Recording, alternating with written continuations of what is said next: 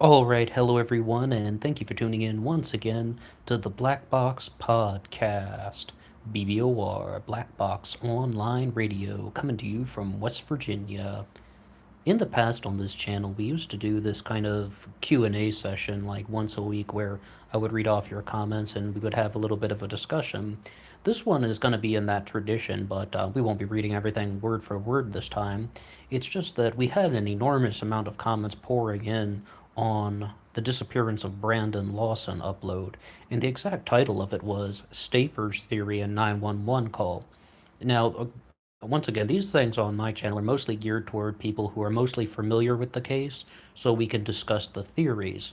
So in this upload, we won't be going over a lot of the background information associated with the disappearance of Brandon Lawson. If you're familiar with this case, you'll know that the 911 call has received an enormous amount of attention online, and it's kind of the thing that pulls people in because it gives you something that you can try and analyze. I mentioned in a previous upload on, it was actually on the case of Elisa Lam, about how I found that cases on the internet that have media where it's like, a video clip that like what's happening in this video, or in the case of Brandon Lawson, what do you hear in this audio recording? Those are the things that really seem to pull people in because they want to know, like, well, we want to know what's going on, yes, but also it gives you something that any person can analyze. Like any person can try and decipher what Brandon is saying on the 911 call, or in like the case of Elisa Lam, what were her behavioral movements in her in the video camera from the hotel where she was staying. Like what happened with all that? What does that mean? With media, any person can interpret it. You don't have to have any background knowledge of anything. You can come up with something. But yeah, we've had a lot of comments coming in about Brandon Lawson, the disappearance in 2013 from San Angelo, Texas, driving toward Abilene, Texas, and what really happened to Brandon Lawson. A lot of things have been discussed in the comments on the uploads that I have on Brandon Lawson, and the things that I would say that really stand out is there kind of is a big dichotomy: state troopers or the drug cartels. A lot of people have pointed out that my initial theory that he was saying the word stapers, Stapers, stapers. I mean, like, I listened to the 911 call a lot of times. I very definitively heard stapers until I heard the slowed down version where it actually sounds like escaped. CAPD. You guys know how to spell escaped. I'm sorry for rambling that. We're just going to have to spell some words because they all sound very similar, hence the discussion. You guys know how to spell the word escaped. Please excuse me for oversimplifying that one. But yeah, it sounded like escaped just from these guys over, and that was a theory that I had talked about in the upload. But what has been brought to my attention is that what a lot of you guys are saying is that he's actually saying the word staters. Staters is Texas slang for state troopers, so I've been informed. Originally, I was kind of steering away from that stuff because somebody had posted in a comment on one of someone else's Brandon Lawson upload. I'm not sure which one it was, but they said stapers, with a P in it, is Texas slang for state troopers, and everybody was like, what are you talking about? Have you really heard that before? I mean, wouldn't that answer everything? I mean, and it's actually not stapers, Stapers. They're saying that staters, Staters, is the slang term for state troopers. So that person missed it by one letter, but not too far off. Definitely not too far off. So what they're trying to say is, what is the likelihood that Brandon encountered some state troopers and they did something unlawful to him? Is that really what happened? Well, someone has also pointed out in the comments section that we shouldn't exactly be overthinking of this, where it's like Brandon was in the middle of a field, he saw some people coming after him, he tried to call 911, and a lot of people are really trying to encourage me to say that there were two voices on the recording. Somebody says we're safe, and also you can hear someone saying detective. In short, they're trying to say there are very definitively two voices on the recording. Because in the past, I was trying to suggest that there was one voice. And Brandon has that very famous line where his voice gets really low and then really high. There's like, they ask, do you need an ambulance? And he says, yeah. No, I need the cops. But a lot of people were debating, was that two voices or one? And I brought up in my original recordings that the human voice can physically do that. I mean, even gave examples where I've heard people do that before, but a lot of people in the comments section are really trying to insist that there are two voices on the recording, meaning that Brandon is with someone. And he wasn't with someone earlier, to the best of our knowledge. When he, as far as we know, when he called his brother to bring him the gas can, when he had run out of gas, there was only one person. I mean, we have really no prior knowledge of anyone else being in Brandon's truck that night. I mean, so says us now. But one of the big things we just have to discuss with the state troopers is what on earth could be the motivation for them to shoot Brandon Lawson? I mean, it sounds like there are some gunshots at the end of the recording. Not to mention, this is the edited 911 call. Multiple people pointing that out. This is the edited version. Ladessa received in the edited version of the 911 call, and Ladessa, of course, is Brandon's common law wife. And what would be the motivation for that? And a lot of people think it is to cover up some state trooper activity. But we can sort of debate the likelihood about why state troopers would want to do this. I mean, I'm seeing a variety of things coming in from you guys. They're sort of saying that they might have witnessed the state troopers doing some illegal activity, to the very concept of the staters think that they are above the law and they're trying to push people around, right? I'm getting a lot of things, and I, I think there's another thing though we need to discuss. I'll let you guys kind of discuss like the motivations a little bit more. But another theory that has come up in the comments section is that like they're talking about these things. What are they called? Stratters. They're people who patrol the land like vigilantes. Apparently, in Texas, there's some problems going on with the drug cartels, and people have resorted to vigilante tactics to kind of defend that stuff. And they're saying that stratters are the people who are kind of patrolling the land, and they can be even dressed like state troopers. And this is not the first time I've heard that. There's also the Republic of Texas, which is a group that doesn't recognize the United States occupation of the land that Texas occupies. They don't recognize the United States occupation of Texas. They view Texas as an independent country like it used to be way back when. They have their own currency, and apparently they have their own police uniforms.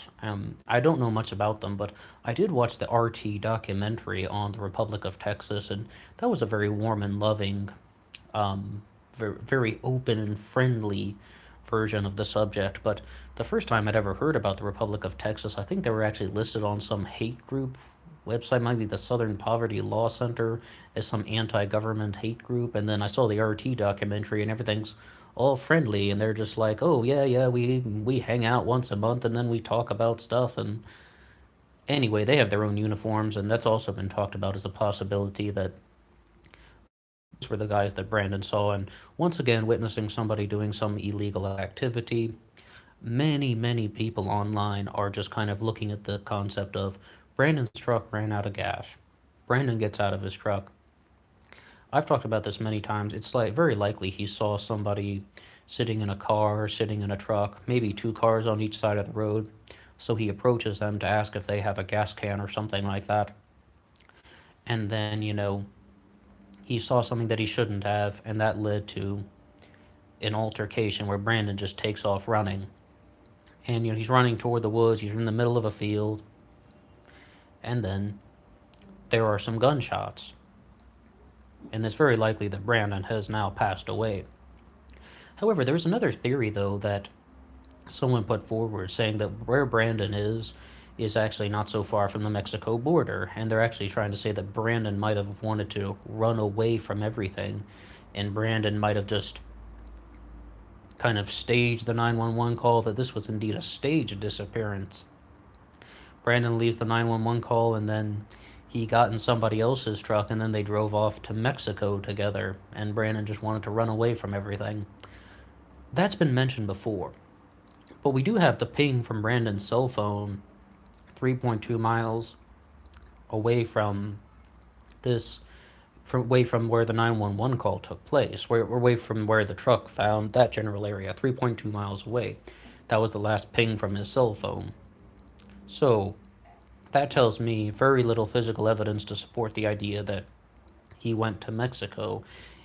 And once again, yeah, Brandon had just had a big argument with Ledessa, but I believe he had 4 children, wasn't it? Like, I mean, not everyone runs away from a situation like that. I mean, I think we would really need some more definitive physical evidence to support a theory like that, like any sort of messages to somebody, any sort of like Google searches about running away to Mexico. I mean, any sort of just like stockpiling books on the U.S. Mexico border and stuff like that. Any sort of definitive physical evidence to support that this was a staged disappearance. Because what this really sounds like to most of us is that Brandon was trying to get away from somebody. That person was armed. He called 911, and it seems like very possible, very plausible, excuse me, very plausible that there was a second person there with him. That there's at least one other person that it was running with him. They were trying to run away from somebody, and they aren't even sure if they need the an ambulance or they need the cops. Brandon says very definitively, "I need the cops," to I guess prevent someone from harming them even more. But I believe we do hear some gunshots, and it's possible Brandon died at the end of that 911 call. That he's trying to call for help, and then that got interrupted because somebody fired a gun. I mean, I guess I'm trying to say that I somewhat believe that Brandon was shot at the end of the 911 call. Someone probably came over. They took the body to an undisclosed location. If I recall correctly, Ledessa paid for an aerial survey of the area where they took a plane and they were trying to kind of scour the area to see if there's any sort of physical clue that would point them to where Brandon could possibly be. And of course, they found nothing because this case is unsolved. We do not know Brandon's whereabouts. So that tells me it's very likely that that someone picked up the body and they probably drove him to another place. Maybe his phone had enough battery to ping once, or perhaps, I mean, like, I don't necessarily know. I mean, like, what would have happened to the phone if he got shot while he was holding the phone? Then would they have thought to pick that up, whoever would have shot him, or would people leave that behind? I'm not necessarily sure. I'm really not too sure about that. But what I would say about this particular issue is we got a big, big debate going on. People are talking about the state troopers, they're talking about the drug cartels, they are talking about vigilantes who could have been patrolling the area. And what I would like to say is that it's kind of difficult for us to make a very definitive situation. Like, it's kind of us to make a difficult determination, rather. When people are talking about the cartels, I just really want to know what exactly is the linchpin that is pulling people in to think about the drug cartels being involved with Brandon Lawson? Oh, and we just had a comment come in. Somebody said that they're obsessed with this case and they've listened to the 911 call over 200 times. Yeah, I've listened to it quite a few times as well. And the thing I'd say about the 911 call as well, someone mentioned that they think that Brandon might actually be saying the word Skypers, Skypers. And I think that that's interesting because, once again, I mentioned that a possibility, when you hear it very, very slowed down, it sounds like almost like the word escapers. But escapers isn't a real word, so I thought it could be escaped. Like, some people have really slowed this down on YouTube, and you can listen to those. You hear something new all the time. Okay, but with the cartels, what exactly is pulling people toward this theory? I mean, the state trooper thing, I don't want to admit it, but with the state troopers, it's like there is somewhat of amount of a definitive possibility, giving the edited 911 call to Ledessa, not cooperating with her requests for an investigation. It seems like they have some things to hide. Not to mention that this is something that seems like a very kind of poorly managed part of the state. I mean, not to mention Brandon's 911 call was taken at a nursing home, if I remember correctly. And there's something about the wife of the chief of the state police or something was running the town newspaper or something. It's like they got their own little oligarchy and things like that. What I'm kind of going at is it seems like the state troopers would have secrets, and they would also have a big motivation to cover things up. That doesn't prove guilt by any means. I can't even call that circumstantial evidence. I would just say that that sounds like somewhat of a plausible theory that once again, Brandon saw the state troopers doing something illegal or something unlawful, whatever that could be, on the side of a road in Texas, and they decided to end his life because they didn't want him to talk. I mean, that's kind of what people are kind of insinuating, some sort of thing of that nature. I don't get this overwhelming feeling that this is the cartels because, like, once again, cartels parking their cars on the side of the road. Like, you got two cars on each side of the road. Remember, we're heading toward Abilene on both sides. Or are we gonna have like two people parking their cars on each side of the road, and they're going to be like doing drug cartel work when you have all these giant open fields all over the place, so everyone can drive by and look at you. Everyone can drive by and see what's going on. I mean, that sounds like a little more suggestive of something like either state troopers or the possibility in the first upload that we talked about that this could be something such as, just a motorist who had a bad reaction to Brandon. I mean, a motorist could have, just like gone crazy on Brandon or something, like because Brandon might have, yelled something at a passing car, and that guy's like, well, I'm gonna kick your ass or something, and it blows up into a crazy altercation. I mean, that doesn't sound so crazy. I mean, that doesn't sound so implausible to me. But definitely something about these, like, straters, I guess they'd be calling, that have been patrolling the land like vigilantes.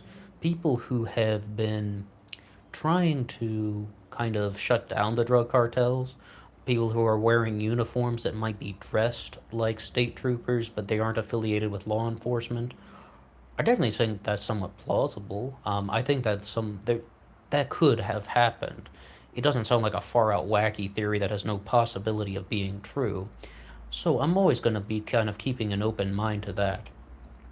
But the thing is, though, it's really going to be difficult for us to learn more about this without the entirety of the 911 call. And if I recall something, I think Ladessa has heard the whole thing, but she only was given the what we hear on the internet. And a lot of people have come up with a lot of different things about what's going on, but it's kind of just we're hitting a lot of dead ends. We're really hitting a lot of dead ends because we don't even know the exact location in the field where Brandon was in, and we would really need to know the kind of activity that he witnessed. Like, was he someone suggested once he saw a state trooper carrying a dead body out of the trunk. And once again, I gotta try and shut down some of those things. You're gonna do that on the side of the road, like on the shoulder, when you have these massive open spaces. And even there's some wooded area that Brandon describes. Remember, he's talking about going to the woods? Well, there's even some wooded area. It's like, why would somebody do that on the side of the road in these giant open spaces? Well, I can't really, I don't really support theories like that.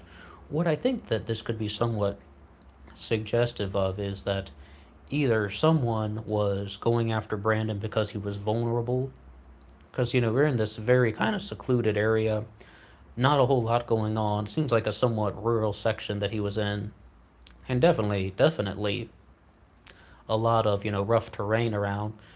Brandon was in a vulnerable position, and people do sometimes respond overly in an overly aggressive manner when someone is, miles from everywhere.